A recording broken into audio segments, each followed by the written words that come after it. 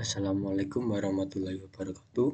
Perkenalkan, nama saya Azriel Putra Firmansyah. Saya dari Prodi Pendidikan Teknik Elektro angkatan 2023 dengan NIM 23050330045. Di sini saya akan membuat video tentang IEC 60947 part 2, yang dimana di sini menjelaskan tentang sirkuit breaker. Nah, mungkin langsung saja. Jadi standar IEC ini pertama kali diberlakukan sejak tahun 1989 dan telah digunakan secara luas selama lebih dari 30 tahun. Standar ini terus diperbarui mengikuti perkembangan teknologi dalam hal desain dan performa pemutus sirkuit. Karena diakui secara internasional, IEC 60947 diterapkan lebih dari 100 negara di dunia.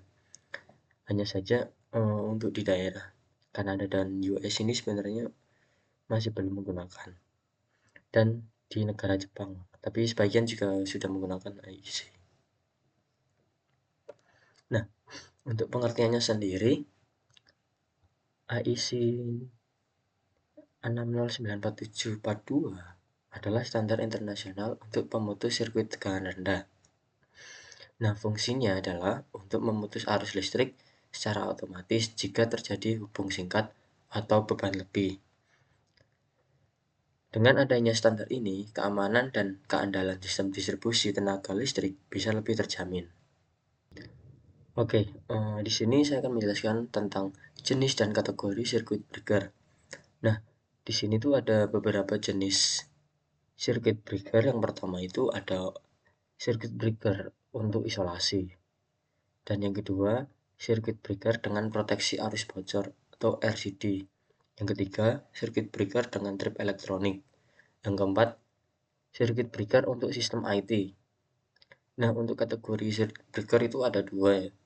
Yang pertama itu tidak selektif dan langsung trip tanpa penundaan. Dan kategori yang B itu bersifat selektif dengan penundaan trip yang bisa diatur dan tahan terhadap arus pendek dan jangka pendek. Nah, di sini ada contoh kategori yang A, yang ini yang B. Jadi yang A ini terdapat seperti switch di sini, sementara yang di sini, yang di kategori B itu tidak. Nah, tipe circuit breaker. Nah, dua tipe utama CB berdasarkan konstruksi adalah ACB dan MCCB. Perbedaan utamanya itu terdapat pada kapasitas dan aplikasinya. ACB ini biasanya tuh dipakai di instalasi industri, sedangkan MCCB itu banyak digunakan di instalasi bangunan dan panel distribusi. Nah, persyaratan konstruksi. Yang pertama itu CB harus tahap terhadap tegangan impuls. Yang kedua itu harus lolos uji isolasi dan kekuatan mekanik. Dan yang ketiga, CB yang aman untuk isolasi harus diberi penandaan khusus. Yang keempat, pengujian meliputi uji impuls, uji arus bocor, dan uji posisi mekanik. Parameter teknis utama, yang dimana UE ini sebagai tegangan operasional, UI ini sebagai tegangan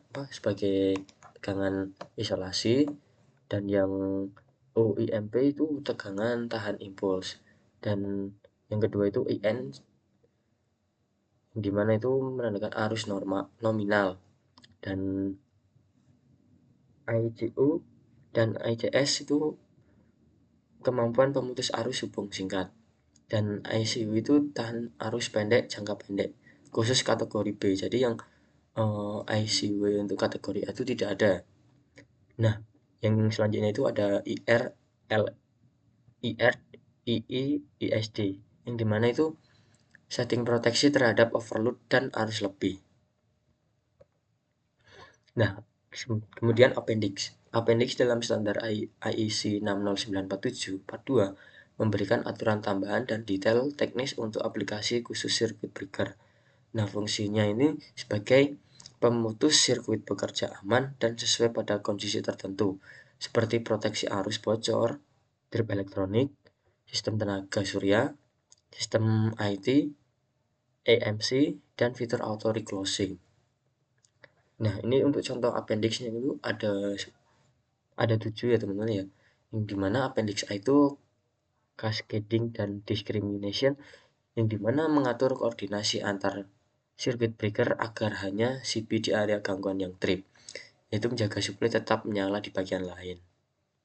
Nah, untuk appendix B itu residual current device, yang dimana itu proteksi terhadap arus bocor ke tanah, yaitu mencegah sengatan listrik dan kebakaran, akurat dan bebas trip palsu. Dan untuk appendix F, electronic trip unit, yang dimana CB dengan trip elektronik tahan EMC bekerja akurat di lingkungan ekstrim dan presisi dalam proteksi arus lebih. Dan untuk yang appendix H itu untuk sistem IT, circuit breaker pada sistem tanpa netral harus memutus antar fasa, bukan fasa ke netral, dan diberi tanda khusus bila tidak cocok. Appendix C, yang dimana EMC electromagnetic compatibility, menjaga CP tahan terhadap gangguan elektromagnetik, penting di industri dengan peralatan elektronik berat. Yang kemudian yang appendix B, sistem PV, yaitu photovoltaik.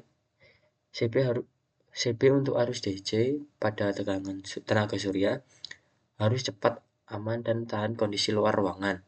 Dan untuk appendix R, auto reclosing function, CB dengan kemampuan menyambung ulang otomatis setelah trip, mengurangi downtime, dan meningkatkan keandalan.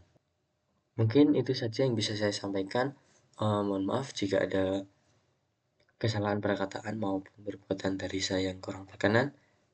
Saya mohon maaf. Assalamualaikum warahmatullahi wabarakatuh.